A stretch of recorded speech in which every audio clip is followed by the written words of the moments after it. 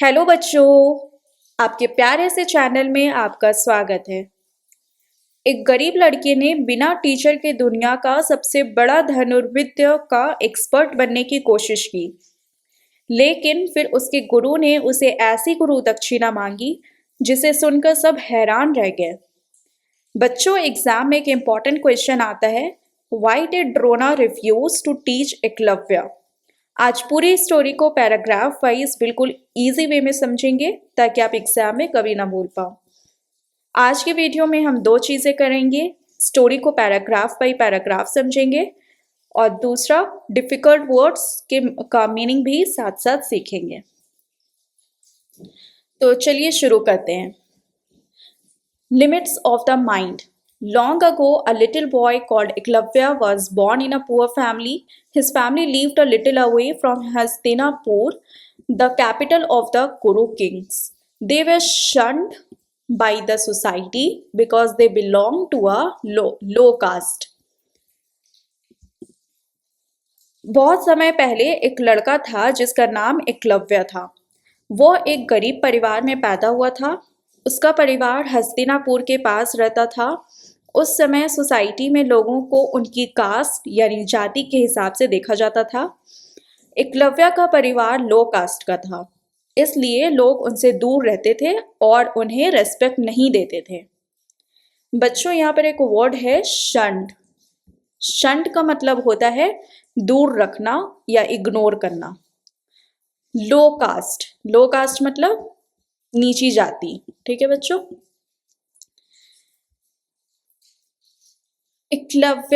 Eklavya's mother would often say, "Don't go near those people. They are high born. We low born are not supposed to mix with them." Eklavya की mummy हमेशा कहती थी, उन लोगों के पास मत जाना क्योंकि वो लोग हाई कास्ट के थे और उस समय लो कास्ट और हाई कास्ट के लोग एक दूसरे के साथ नहीं रहते थे। Why, mother? Eklavya asked. He couldn't understand this discrimination. God set these limits. God? But why would God want nice things for them and bad things for us? Hasn't God made all of us equal? She sighed. I don't know, but there are bounds we can't cross. Eklavya को ये बात बिल्कुल समझ नहीं आई। उसने पूछा, भगवान ने सबको एक जैसा बनाया है तो फिर कुछ लोगों के साथ अच्छा और कुछ लोगों के साथ बुरा क्यों? उसकी मम्मी बोली, मुझे नहीं पता, बस सोसाइटी ने कुछ लिमिट्स बना दी है जिन्हें हम क्रॉस नहीं कर सकते। यहाँ लिमिट्स का मतलब है बच्चों समाज के बनाए हुए रूल्स। बच्चों यहाँ पर वर्ड्स है लाइक डिस्क्रिमिनेशन। यहाँ पे देख रहे हो, डिस्क्रिमिनेशन का मतलब होता है भेदभाव। लिमिट्स का मतलब क्या होता है बच्चों? सीमा यानी हद, या फिर आप बोल सकते हो हद। ठीक है। Eklavya became quiet. From that day, the only important thing for him was to understand the meaning of limit. उस दिन के बाद एकलव्य के मन में सिर्फ एक ही सवाल था, ये लिमिट होती क्या है और लोग क्यों कहते हैं कि इसे क्रॉस नहीं कर सकते। ये बात उसके दिमाग में हमेशा चलती रही। One day, Eklavya saw beautiful chariots coming into the forest near his village. He saw boys of his age get out of the chariots. Last, an old man with snowy white hair came out looking stern but calm.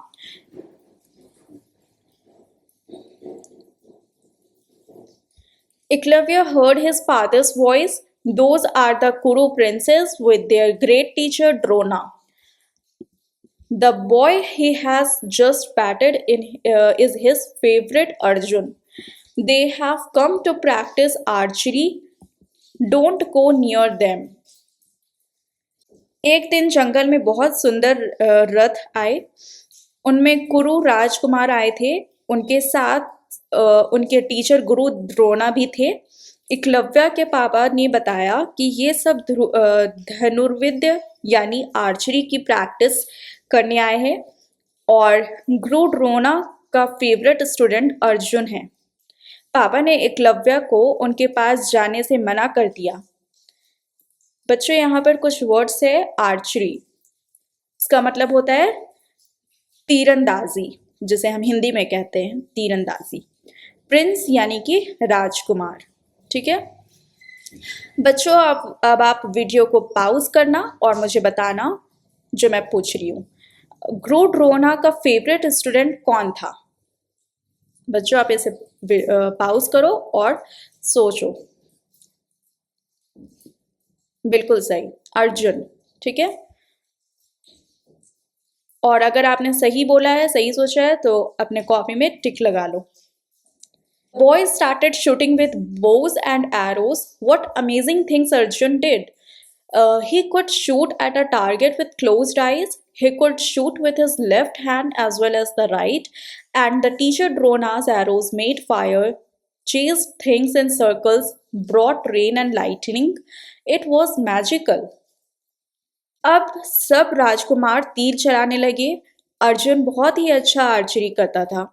वो आंखें बंद करके भी target पर तीर चला देता था। सोचो, वह दोनों हाथों से तीर चला सकता था। ग्रू ड्रोना भी बहुत महान टीचर थे। उनके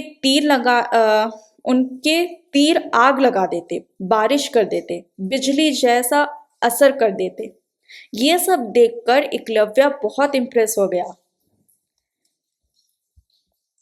The practice ended. Eklavya went up to Drona and with folded hands said, "Great sir, please teach me this magical art." "I don't teach the low-born," Drona replied coldly and turned away. Practice खत्म होने के बाद एकलव्य गुरु ड्रोना के पास गया। उसने हाथ जोड़कर कहा, मुझे भी ये कला सिखा दीजिए। लेकिन गुरु ड्रोना ने मना कर दिया। उन्होंने कहा, मैं लो बॉर्न लोगों को नहीं सिखाता। यानी सिर्फ जाति की वजह से उन्होंने एकलव्य को रिजेक्ट कर दिया। लो बॉर्न का मतलब होता है नीची जाति में जमा हुआ। Master, your arrows don't seem to mind any limits. They bring rain and fire. They do wonders. How then can you be bound by the thoughts of high and low birth? Saying this, Eklavya walked away from a glaring Drona. बच्चों, अगर अब तक chapter आपको अच्छी तरह समझ में आ रहा है और एक्सप्लेनेशन इजी लग रही है तो एक लाइक ज़रूर कर देना और मारिया क्लासेस को सब्सक्राइब करना मत भूलना। चलो अब स्टोरी का सबसे इंटरेस्टिंग पार्ट देखते हैं। एकलव्य ने बहुत अच्छी बात कही। उसने बोला, आपके तीर तो आग और बारिश लगा सकते हैं, उनके लिए तो कोई लिमिट ही नहीं है, तो फिर आप क्यों हाई और लो कास्ट में फर्क करते हैं? यह सुनकर गुरु ड्रोना गुस्से से एकलव्य को देखने लगे, लेकिन एकलव्य वहां से चला गया। ग्लेयरिंग का मतलब होता है बच्चों, here it is glaring. Glaring का मतलब होता है गुस्से से देखना। ठीक है,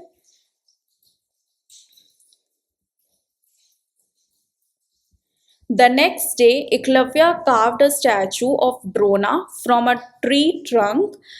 Each day he would bow before the statue, practice shooting and imagine a pat on his back from Drona. अगले ही दिन एकलव्य ने लकड़ी से गुरु ड्रोना की मूर्ति बना ली। हर दिन वह उस मूर्ति को प्रणाम करता, फिर खुद ही आर्चरी की प्रैक्टिस करता और इमेजिन करता कि गुरु ड्रोना उसकी तारीफ कर रहे हैं। इससे पता चलता है कि एकलव्य बहुत मेहनती और सेल्फ कॉन्फिडेंट था। While princes and their master came to the forest again after a few months, as Arjuna got ready to take aim at a particularly difficult target, an arrow reached his target before he could even aim. Shocked, the boys and their teacher looked around. They saw Eklavya, who went up to touch Drona's feet. Who is your teacher? Drona asked. Eklavya quietly led him to the statue.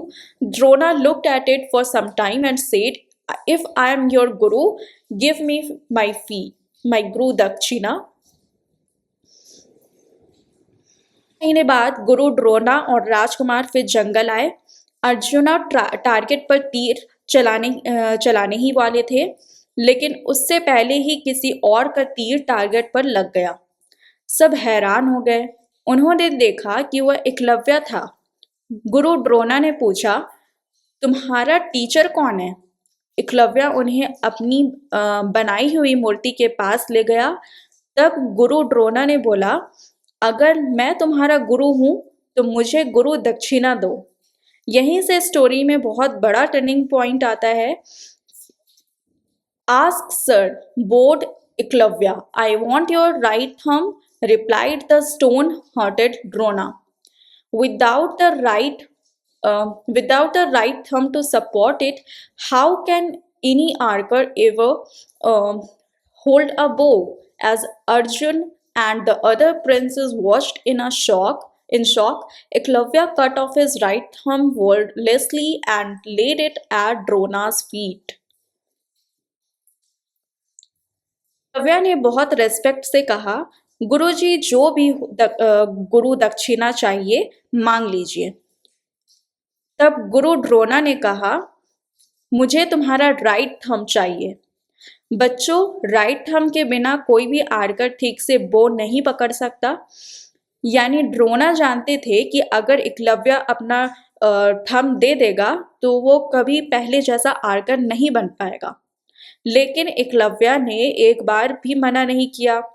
उसने बिना कुछ बोले अपना right thumb काट दिया और गुरु द्रोणा के पैरों में रख दिया। ये देखकर अर्जुन और बाकी सब राजकुमार भी हैरान रह गए। बच्चों, स्टोन हार्टेड का मतलब होता है स्टोन हार्टेड का मतलब होता है जिसके दिल में दया ना हो, कठोर दिल वाला जिसे हम बोलते हैं। और वर्डलेसली का मतलब होता है बच्चों बिना कुछ बोले। Many years passed. A great battle was going on in Kurukshetra between the Kauravas and the Pandavas. But as fate had it, the great master Drona was fighting against his favorite pupil Arjun. After the day's battle, a sad Drona was sitting in his camp. कई साल बीत गए। अब कुरुक्षेत्र का महायुद्ध चल रहा था। ये युद्ध कौरवास और पांडव्स के बीच हो रहा था। कौरव्स और पांडव्स के बीच हो रहा था। इस युद्ध में गुरु द्रोणा पांडव्स के खिलाफ लड़ रहे थे। यानी उन्हें अपने फेवरेट स्टूडेंट अर्जुन के खिलाफ ही युद्ध करना पड़ रहा था। एक दिन की लड़ाई के बाद गुरु द्रोणा उदास होकर अपने कैंप में बैठे थे। गुरु द्रोणा के पास के बाद एक तीर गिरने लगे। ठीक है, देखो आगे लिखा हुआ है। Suddenly, like a respectful prayer, arrows fell near his feet one after another. He looked up and saw the young Eklavya. जब उन्होंने ऊपर देखा तो सामने एकलव्य खड़ा था। एकलव्य ने कहा, गुरुजी, मैंने बिना राइट थंब के तीर चलाना सीख लिया है। मैं लेफ्ट हैंड से भी तीर चला सकता हूँ। मैं पैरों से भी तीर चला सकता हूँ। मैंने बहुत लोगों को ट्रेनिंग दी है और आज लोग मुझे एक ग्रेट आर्कर के नाम से जानते हैं। ये सुनकर गुरु द्रोणा बिल्कुल चुप हो गए। बच्चों, यहाँ स्पीचलेस का मतलब होता है, स्पीचलेस का मतलब इतना हैरान कि कुछ बोल ही ना पाना। ठीक है,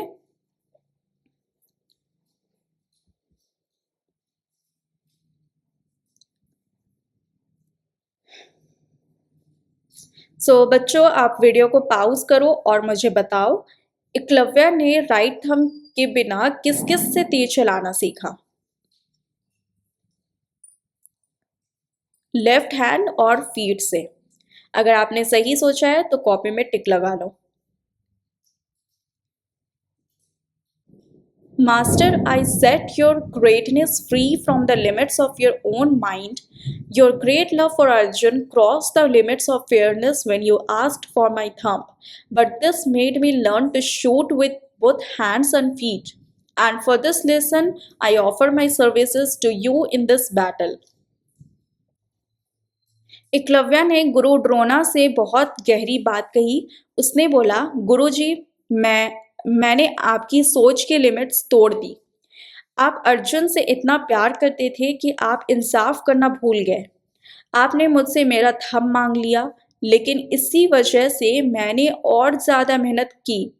मैंने दोनों हाथों और पैरों से तीर चलाना सीखा और आज मैं पहले से भी अच्छा आर्कर बन गया हूँ।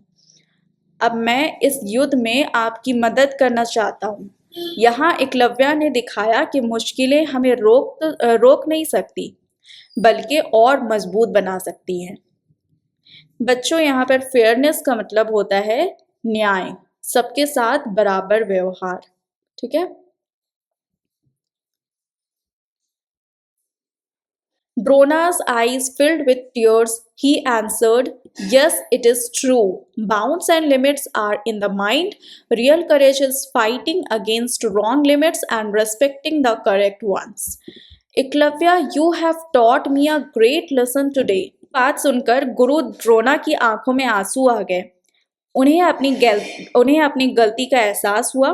उन्होंने माना कि असली लिमिट्स बाहर नहीं होती, हमारे दिमाग में होती है।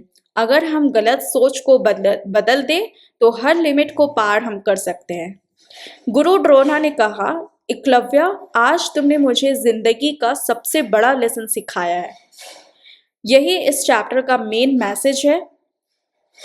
बाउंड्स का मतलब होता है बच्चों लिमिट्स यानी सीमा, और रियल करेज का मतलब होता है असली हिम्मत। ठीक है बच्चों, इस स्टोरी से हमें ये सीखने को मिलता है कि किसी की कास्ट, पैसा या बैकग्राउंड से उसकी एबिलिटी डिसाइड नहीं होती। अगर हम मेहनत, हिम्मत और डिटर्मिनेशन को रखें तो हम हर मुश्किल और हर लिमिट को पार कर सकते हैं। बच्चों, ये थी बहुत ही एक इंस्पिरेशनल स्टोरी। उम्मीद है आपको ये चैप्टर बहुत इंटरेस्टिंग लगा होगा। मिलते हैं नेक्स्ट वीडियो में नेक्स्ट चैप्टर के साथ। तब तक के लिए take care and bye bye.